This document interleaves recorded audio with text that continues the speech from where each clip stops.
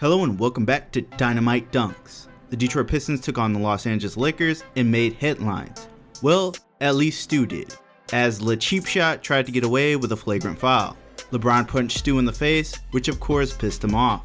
Both were ejected from the game at that point. After that, the Lakers suddenly cared about basketball again and went on a run to beat the Pistons. The Pistons started off red hot to begin the game. The first half was some of the best basketball this season. Not as much ISO play as Cade, who had a triple-double, controlled the tempo.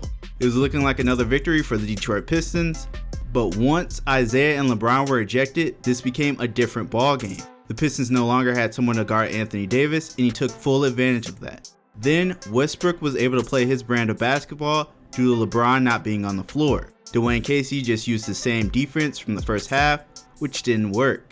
Then the Pistons were basically playing a different team once Russ got it going.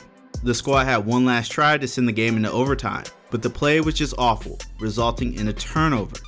Late in the second quarter, Jerami Grant went nuclear, just draining threes from beyond the arc. Go-to Grant ended up hitting 4 threes in a row to end the half. Cade Cunningham had a hand with that. Once he realized Grant had it going, he fed him the ball over and over. This is a great quality to have from your main guard. He recognized who was hot and got him the basketball. That's the type of basketball the Pistons need to play every game. When Cade is controlling the game, great things happen. When Stewart had his fight with the Lakers, the guy that held onto him the whole time was Cade. Even after being covered in blood, he made sure Stu wouldn't leave in handcuffs. If you haven't seen my full breakdown of the fight yet, spoiler alert, Stu was going to knock out LeBron. Yeah, the ref goes behind him, so yeah, this is all Jerami Grant stopping. Jerami Grant earned himself a block that didn't show up in the stat sheet. Then on the third and final charge, Stu would have started a brawl, but Cade intercepted, giving everyone time to hold back Isaiah again.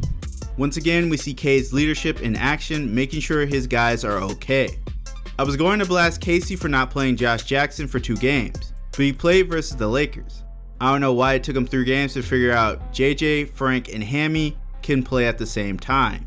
Even when Olynyk comes back, this needs to be the lineup of the second unit. Josh is more than capable of playing power forward, as he showed versus the Lakers in preseason, and Kelly Olynyk can be the center. On offense, having the 2 most athletic players constantly putting pressure on the defense is a recipe for success. And it looks like Frank has officially decided to come back to work and has had an impact these last 3 games. Want to end this one on a positive note, which is the squad built some serious chemistry this game. Cade and Grant started to gel offensively, which is a good sign. There's a lot they can build on from that first half, where they both were a threat to score. Same with the second unit, Diallo and the Jacksons were a bolt of lightning this game. On both sides of the floor, they were locked in. And that wraps up this video. The Pistons need a win in the worst way. They could possibly be without Stu and Killian for the next 3 games. Once again, the schedule does the squad no favors. The next 3 are versus the Heat, Bucks, and the Clippers. Tough stretch, and I don't expect to see much good. If you found this video informative, hit that like button, it helps the channel a lot. Also consider subscribing to see more videos just like this one.